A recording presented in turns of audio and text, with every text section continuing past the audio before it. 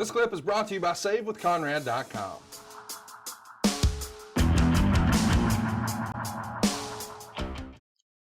Fun question here based on some of our show reviews we've done. This one's from Big Extra. He says, Arn, you've talked about Dolph Ziggler on a previous episode. I feel like he could be the next Cody Rhodes, meaning a guy that bets on himself and hits it big.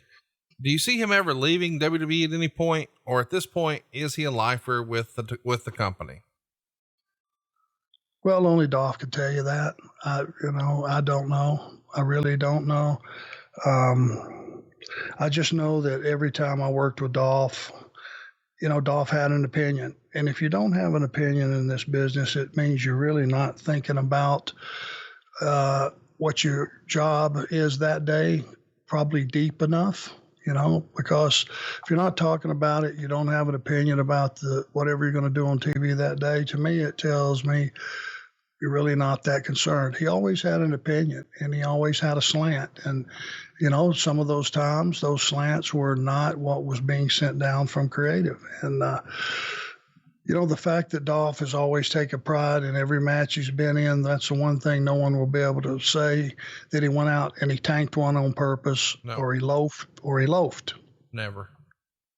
And I respect that because, you get faced with a lot of situations that really don't do anything for you during the match, don't really do anything for the company, but you go out and you give it your best because it's not about any of that. It's about giving the fans a product that they're glad they paid their money to see. It's purely and simple. That's the first thing that you should do as a performer is make sure that audience gets the very best of you that particular day. And, whether Dolph moves on or if he ends his career up there, that's certainly up to him. I just know that he's a professional, and that's the dealings I had with him, and that's my opinion.